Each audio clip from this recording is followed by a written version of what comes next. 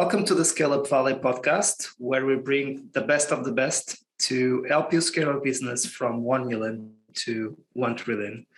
Today's guest is a very special one. He's a neurologist, a founder of a startup called Medex VR. He's also on the corporate side of the table. He's the head of health innovation in hospital operations at Dasa. And is here with us to discuss the future of Healthtech. So it will be a very special episode. His name is Victor Gadelha. Victor, welcome to the show. Thanks, Mike, for having me here. It's such a pleasure to share my view of the future of healthcare with you and all the ones that are listening to us. Looking forward to it. Yes, so I've gave that to the community a little bit of an overview about your career. You also have a background in a master's in computer science, AI, and so on. So it's very difficult to find all those skills in just one person in healthcare and in the health tech space. But let us know more about how you came here, what has been your story, and why are you passionate about this area? Sure. I think I can start talking a little bit about me as a person, and then how I ended up working in a full-time position with healthcare technology and innovation. I think since I was a child, I always have been addicted to technology. So I have memories of my father bringing an IBM 486 to our house and teaching me how to use it and how to do some computer programming. It's a nice story, but putting my technology side away, the fact that I think that marks the beginning of my story, at least as an entrepreneur, was that I convinced my family at the age of 10 to open a LAN house in my city.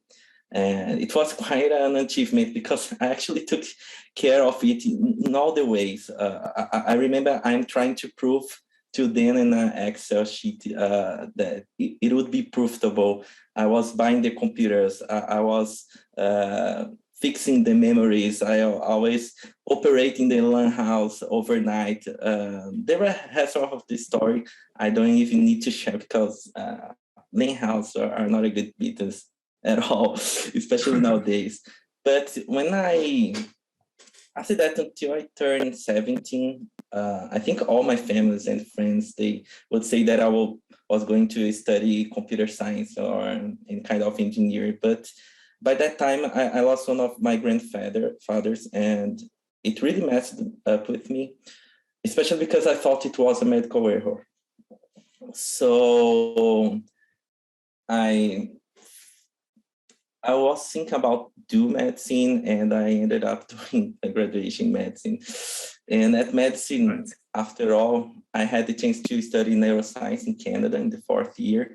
I spent almost 1.5 years there, and it changed my mindset because I had the chance to see for the first time startups. What are startups?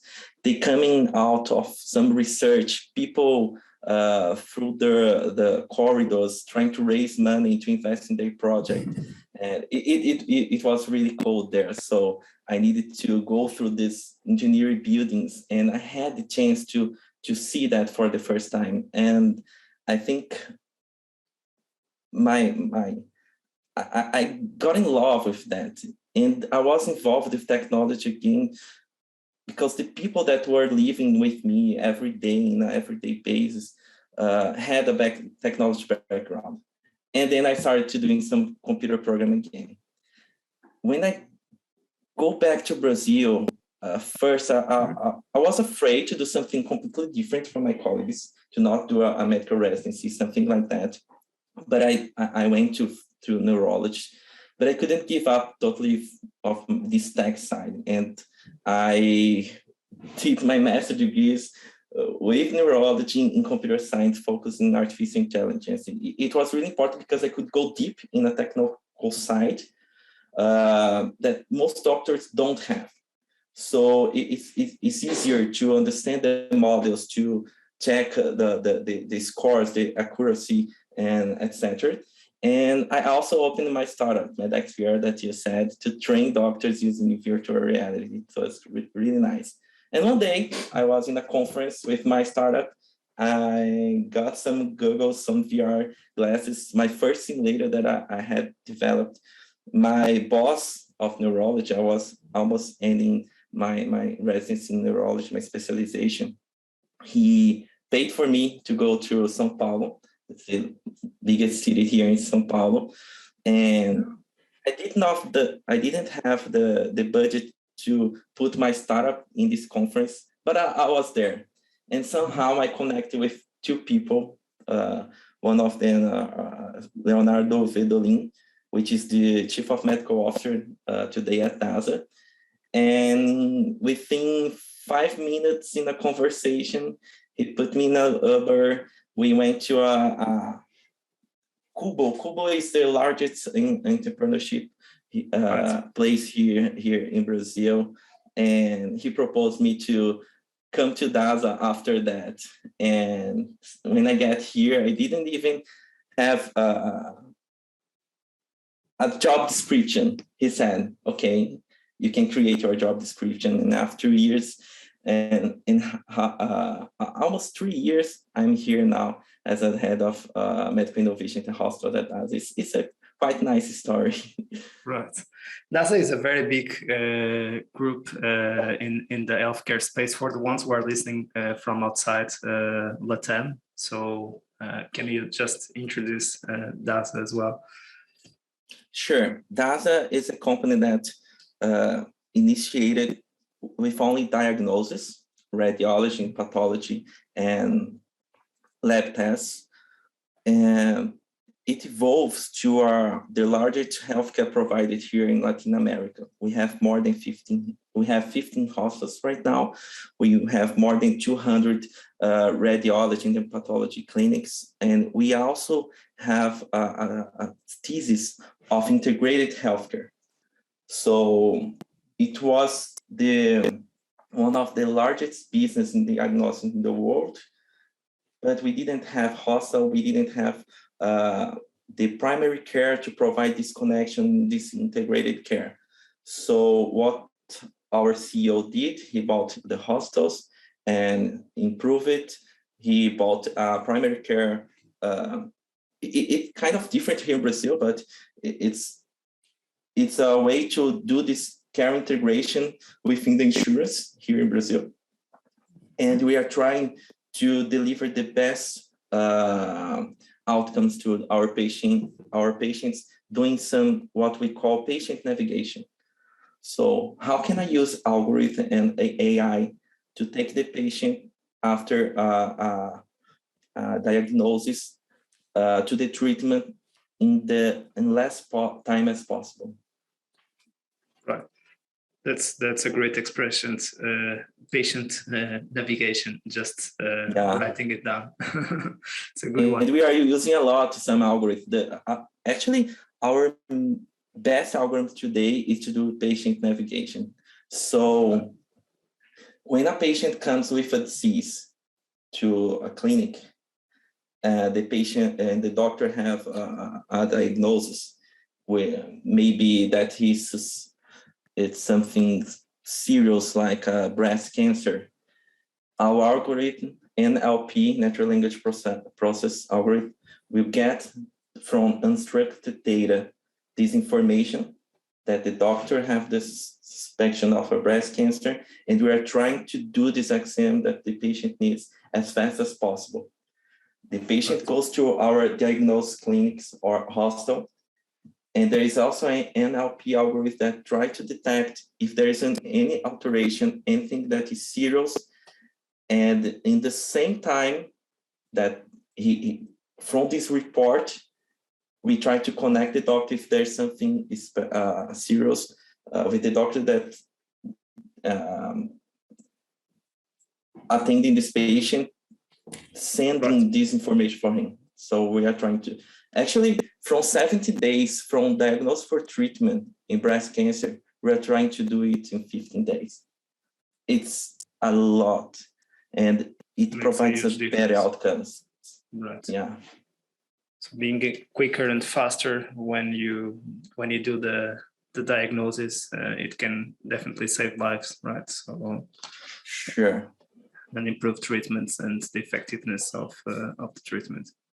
And patients get so excited because when you call to them doing that, they said, this is so nice. No one ever called to me to understand how I'm dealing with this.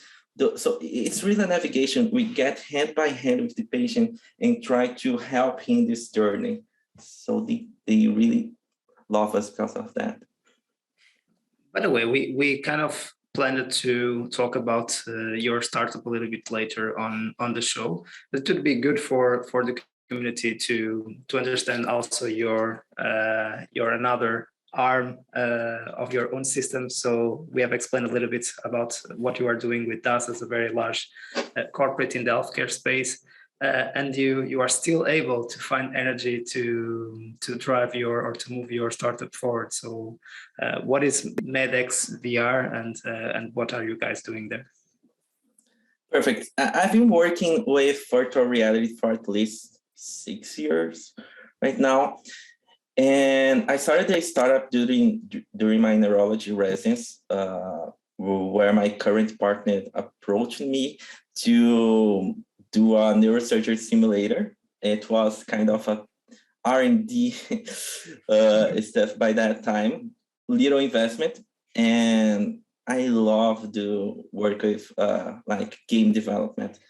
And I met a friend that he is also my partner today. He's a professor at a university in Brazil and in technology, in computer science, and he also had this background. And we tried to get to do this simulation, and actually it worked very well. I mean, the simulator, it was so nice, but we didn't understand nothing about business at all, because it was kind of an R&D project. But right. After that, we understand that, okay, we can make a business from this. But we also understand about the timing. 2016, it wasn't the time to work with virtual reality at all. But we never gave up. We are always trying to understand, to check new technology, to bring this new technology, and trying to make better simulators. If we look, even nowadays, there's still a very large amount of medical errors happening every day due to the lack of proper training. There are patients that die every day. I mean, if you getting back to the history of my grandfather, it may be happened to him. And during graduation today, we have a lot of synthetic simulations, especially before the virtual reality simulations. And I think students were training with few scenarios. I mean, a synthetic simulation is always a male, 170, that can simulate 1 or 2 procedures. It's so expensive, and it's impossible to be able to work with all scenarios that he are going to see after the graduation when he becomes a doctor. That's why the error happens. So the thesis of our startup is based on this problem. How can we make some simulators that can give to the students different scenarios? It's a pregnant woman, it's a male, it's a female, it's a kid with a different disease. So students can get better prepared to the real scenario. And we are trying here, our purpose is to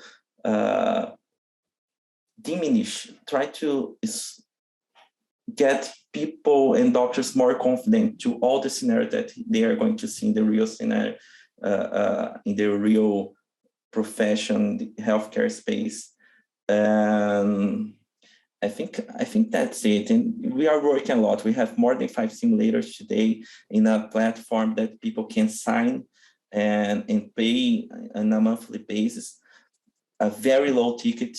We are going through $200 per month for all the simulators is totally different from $5,000, $15,000, $100,000 of the synthetic simulations. And how can I give this education for all the ones from poor universities to rich universities in Brazil and one day in the whole world? So that's an amazing vision, and again, it definitely helps for people to have more practice. So if we practice more, we get better at what we do, and definitely practicing without real lives helps a bit. When you see students, I mean, our simulators is designed to have 20 minutes of experience. When we see students having more than 1 hour, 1.5 hours, even me, I couldn't spend 1.5 hours in a virtual reality class. It's so excited. It makes me feel like I'm the right way and I'm delivering for them what they want. And is it a kind of B2B or B2C? So are the students paying for that, or are the universities paying for that for the students? We have two strategies here in Brazil. We are going to B2B universities because few people have the glasses here in Brazil. Okay, but at last three months from now, we are delivering a platform that people can download directly from the Meta store or the Pico store, is another VR glasses. And they can sign there through the credit card. So it's a B2C strategy. So it's a try here. Got it. Sounds great. Outside from Brazil is B2B. Awesome. That's really great. And in order to understand the future of healthcare and Healthtech, how can we use technology to really drive the future of healthcare? It would be nice, and you have a kind of an overview about the evolution of the healthcare model, namely in Brazil, to just walk us through that story and that evolution. Perfect. Yeah, I think that the models changed a lot through the years. Like if we go back 500 years ago, we had a unilateral model where the physician was empowered to choose the treatment based on their personal experience, the knowledge passed through generations. On the other side, the patient, he didn't have the chance to participate in that decision. Worse, if they didn't accept that treatment, they wouldn't get the chance to have another opportunity to talk to a physician, maybe for months, because those physicians, they spent most of the time traveling from city to city, etc. Right. And after 1900, with the evolution of epidemiology and especially clinical epidemiology, we started to collect and understand data to better understand those diseases and the treatments. It's a huge evolution. And after all, emerged the evidence-based medicine in Canada, which was as a solution to change from a unilateral relationship to like a tripod, which takes into account the patient's wishes. It's really important. So patient can go through a search and, okay, for the disease, I know that there is not only one option, there are two, and he can read and he is empowered to decide as well. The doctor's experience, and of course, scientific evidence. This evidence-based medicine got us where we are today. It's a huge evolution. It's a tremendous evolution. However, it's still treat individuals in a grouped way. When you go through a scientific article, it is always divided into a control group and an intervention group. And there is a truth, there's a conclusion there. And we assume that this conclusion, that this truth is for all these patients in the control or the intervention group. But the big question, and I think it's what we are discussing here, is how do I take the next step towards personalized medicine? Right. Starting to treat the individual in a unique and individualized way.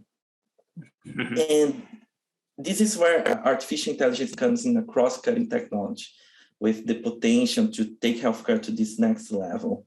I think we are not able to do that without this technology.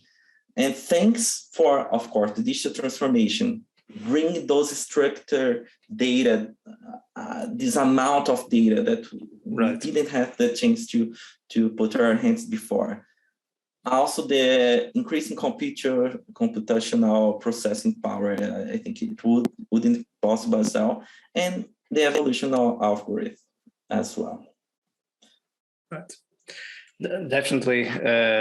So it's really impossible to do kind of case by case and then really scale up this model. And definitely technology is a great opportunity. And why we are seeing also the explosion of the Healthtech vertical, namely in Brazil in the past years. Now that we have kind of understood a little bit the evolution, what are the main trends that you see in terms of healthcare? Like I said, I think artificial intelligence will be the core technology, but from AI, there are a lot of concepts. One that I think is essential to us to understand and discuss here is digital phenotype and digital biomarker. Got it. First of all, what is digital phenotyping? So going some stats back, what is phenotype? We call phenotype observable characteristics of an individual expressed from their genetic codes. It's the color of your hair, it's the color of your eyes, etc. Mm-hmm. This new concept called digital phenotype, on the other hand, is defined as the daily quantification, moment-to-moment quantification of this human phenotype, of your behavior, of your interactions in an individual level, using those data from the personal digital device. So these biosensors, those sensors collecting those data and the algorithm processing to understand a specific characteristic of the individual in this individual level.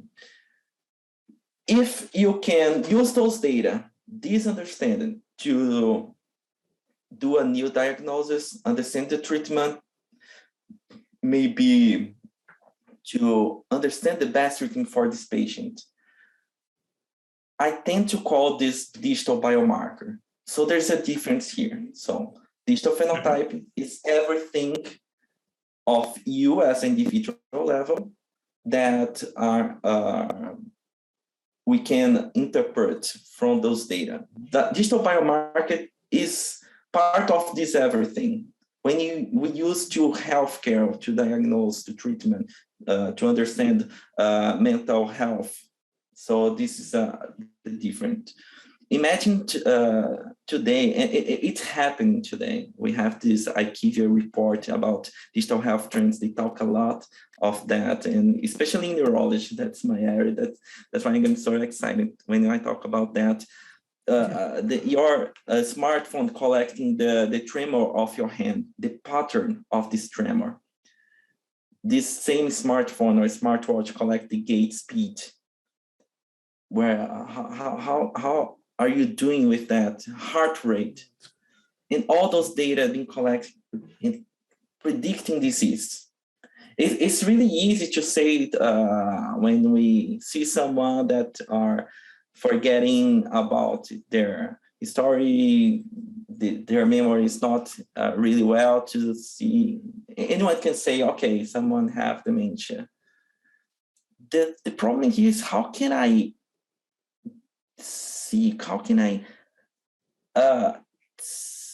understand that someone is starting to develop the dementia in the beginning of the disease. Right. And those patterns that artificial intelligence can process in an objective way, right, are essential to we go to this next step. because the treatments, the modality of treatments will change to these genetic treatments. And if you can do the diagnosis in the beginning of the disease, even when we can see only those algorithms checking those small patterns, right, we would deliver better outcomes to our patients. That's really a great vision. And do you think that we are closer to that, or this is still a big dream in the industry, or do we already have some startups and corporates who are already applying this kind of technology to improve patient outcomes and of course to improve lives and save lives? Perfect. I think I'm gonna split into two directions. One is in the R&D side, we are starting to enter in the age of multimodal research. It's a concept of artificial intelligence where the inputted data, they come from different sources. So what is multimodal artificial intelligence research in healthcare? The idea is to use genetic data, all those letters, they are structured data, it's easy. Image data, pathology, radiology, data from sensors, and data from electronic medical records to predict the outcomes of treatment. But we are doing a lot in oncology right now. There are some startups like Sophia Genetics, I think they are doing really well with that. They collect the data, and it's a research. The goal here is to provide a digital twin of a care pathway or a disease. Digital twin is a concept that has been used for years in other sectors, which is basically now an algorithm that can reproduce a test in a virtual environment even before the real environment. So I made an algorithm to try to predict the overall survival of a patient with this specific breast cancer. To make this algorithm, I used a lot of genetic data, a lot of electronic medical records, thousands, millions. So when a patient comes to the clinics and she is diagnosed with breast cancer, I will try to input all those data, and I will receive this outcome, this prediction. Even more, because I'm trying to simulate this scenario in a virtual one, I can understand the treatment type 1, 2, 3, 4. Which one maybe is the best one for this patient? This multimodal research, they are working with different diseases. There's a long time to have one that can works in all the disease, but in an R&D perspective, I see a lot of this kind of research. On the other hand, I think in another scenario is startups working with digital biomarkers to understand, not to diagnose, but to understand the progression of a disease. So Alzheimer's is someone that have been working a lot.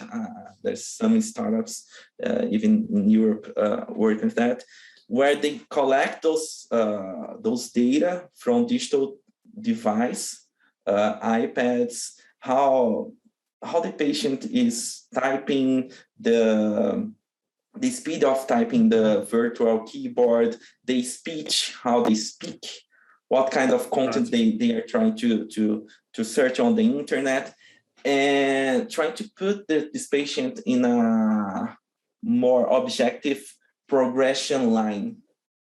Today, sometimes we have, okay, you are in the phase 1, 2, 3, or 4. But I don't really want to check to understand if I am the phase 1. I want to understand in the phase 1, where am I? Right. So we are going into a more granular way to understand the disease, not only 4 phase, maybe 100 phase, and you can understand exactly where you are.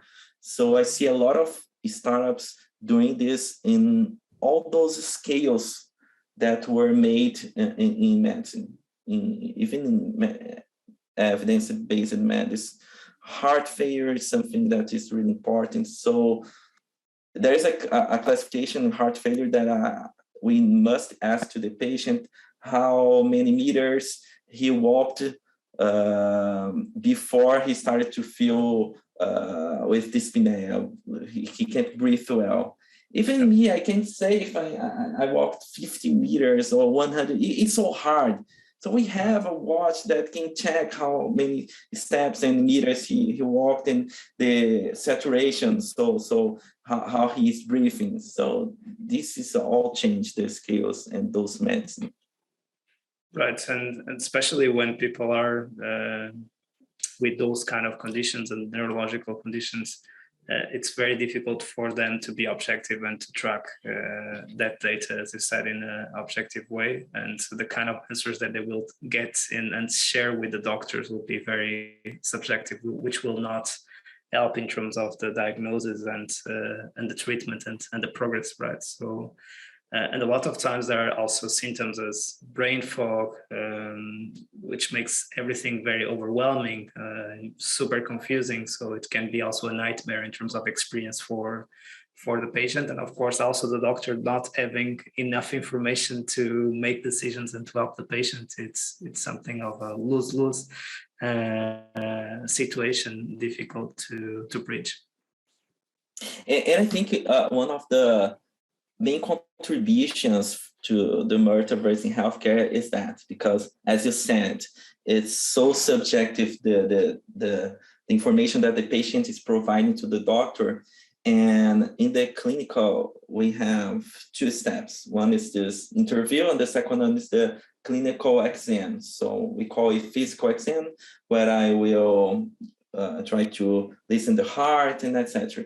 In the metaverse, with all those digital phenotypes, the way that we will make this physical exam is totally different, because we are going to be based on moment by moment data that is collected, and are trying to and those data give us a pattern to understand the disease. I'm going to try to give an example here. We have two diseases that start very similar, almost the same. Parkinson's disease, and we have another one that is super palsy, paralysia. So this other disease is so much worse than Parkinson's disease. And it starts the same. It's tremor, bradykinesia, that the patient is slowed down. The only difference is in the gait. This, we call it PSP, disorder disease that start like Parkinson's. The patient tends to fall to the back. It's different. The gait balance changes. And then if you come to my clinic right now as a neurologist, the story would be the same and the physical exam would be the same. The only difference is the balance of the gait. And maybe in this metaverse, in this virtual scenario, with all this digital data showing to doctors those patterns as a clinical support decision system, I could make the correct diagnosis in the first consult. It will change the way most people say it's metaverse. Okay, I'm seeing the patient in a screen, and now I'm gonna see in a immersive way. It's not all about that. It's because the dynamics of the consult, the changes in the physical examination will change forever, and will give more information to enhance our diagnostic capabilities. Yeah, it's incredible.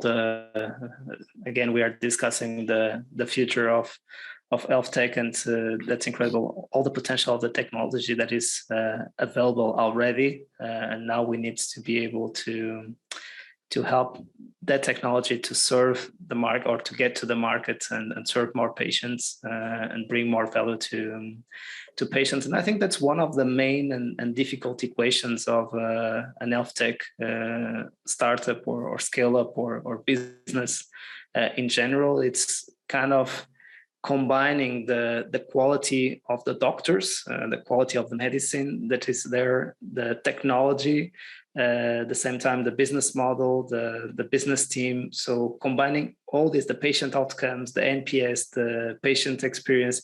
So having all those variables aligned in the same direction to help the lives of patients get better, and at the same time to make sense from a sustainability point of view, because we are seeing a lot of crises in the healthcare system, and COVID-19 also brought that into the discussion, into the public discussion. Is how do we ensure that we don't have anyone out of a very important right, which is to have access to healthcare and to get treated. And at the same time, how are we able to pay for all to have access to that treatment? And the technology can also help to solve that equation. But that's a lot of variables that we need to sort out. Any thoughts as you are both on the corporate side and on the startup side on how to combine all of this, or any tips for entrepreneurs there?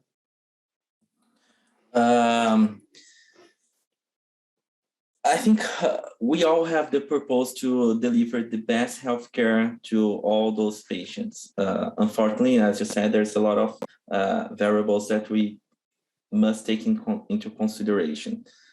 I'm gonna try to add this technology and disruptive innovation in a scenario so we can open our minds. Yeah, that's great. They always ask for me, okay, artificial intelligence, few people know how to make it. It's so expensive. It's true today, Mike, because when you make an AI model, after all, it's a formula. It's a TXT with 32 kilobytes that can change everything. And to deliver this algorithm to everyone, you must provide a virtual machine. DevOps can make that. But this formula, in the future, when we can achieve those diagnoses, those progressions, it's so cheap. It will accommodate all the ones. I think if we make those AI algorithms for the good, to benefit healthcare, and if we all have this purpose, after that, they always ask like, okay, we have the public session here. This is, it will never get the chance to use AI. Okay, are you sure about that? Sure, AI, it's 100,000 to make an algorithm, 1 million. Okay, maybe now. But within 5 to 10 years, it's on the formula. If I have this formula and I want to share with you, it will be so cheap to scale that. So I think the tips that I give to entrepreneur is that to have the mindset to do everything in a scalable way. And even if it's expensive today, put your purpose as well in first to make something that can really change the world. I mean, really can, in someday, maybe 100 years, we will get the competitive advantage through 100 years. But after that, 100 years, you can deliver this technology and help saving lives. So don't put money in VC first. Put your purpose first, because you won't give up, and you certainly will make history. Love it. Great reflection. And this is the moment of the show where we get into the final segment where I ask a quick question and you kindly give me a brief answer. So let's go with the first one. If you'd have the opportunity to have a coffee with yourself at the beginning of your career, especially let's say in the startup, in the corporate or innovation world, what advice would you offer to your younger self? Don't push yourself too much. I think I pushed myself too much. I'm 30 years and I'm here right now, but I didn't need it. But it's okay. I'm happy. It's part of the experience. And yeah. What are you the most proud of on your journey so far? I think what I am most proud is that I'm found my purpose in the world. It's something so hard. I think everyone struggles so much for it, and I know what I must do right now. It's awesome. Peace of mind. Worst advice ever received? Why do you care about technology? Why are you studying that?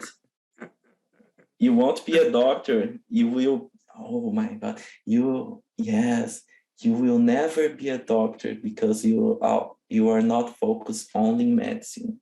This is the worst advice ever. No one must have to be technical in just one thing. I think we must understand and study other things as well. I was kicked off of the hostel.